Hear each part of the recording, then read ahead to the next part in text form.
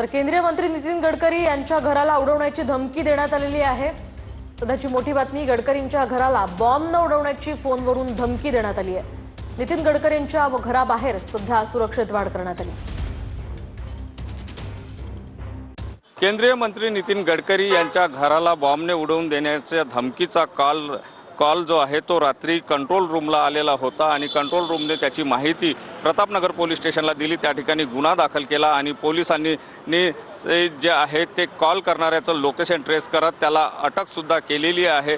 महत्त्वाचं म्हणजे केंद्रीय मंत्री नितीन गडकरी यांना धमकी देणारा कॉल हा खोडसरपणातून केला होता का, हा प्रश्न जो आहे तो काही वेळानंतर जो आहे तो स्पष्ट होईल। मात्र एकंदर म्हणजे याआधी सुद्धा केंद्रीय मंत्री नितीन गडकरी यांच्या कार्यालयाला धमकी आलेली होती। ते प्रकरण मोठ्या प्रमाणात गाजलं सुद्धा होतं, त्यामध्ये अटक सुद्धा झालेली होती। त्यानंतर आता तर जे आहे ते घराला उडवून देण्याची धमकी देण्यात आलेली आहे। ही धमकी नेमकी खोडसरपणातून होती की कशातून होती याचा तपास पोलीस करत आहे। प्रतापनगर पोलिसांनी गुन्हा दाखल केलेला आहे, आरोपीला अटक सुद्धा केलेली असल्याचं माहिती पुढे येते आहे। कॅमेरामन साईसह सुनील ढगे, TV9 मराठी, नागपूर। झाला तो त्याच्यामध्ये काही अडला नाही आम्हाला। आणि त्याच्यानंतर आम्ही हे जे कॉलर आहे त्यांना ट्रेस केलेली आहे। ते आता त्याच्यामध्ये आम्ही गुन्हा पण दाखल केलेली आहे आणि त्यांनी अरेस्ट पण केलेली आहे।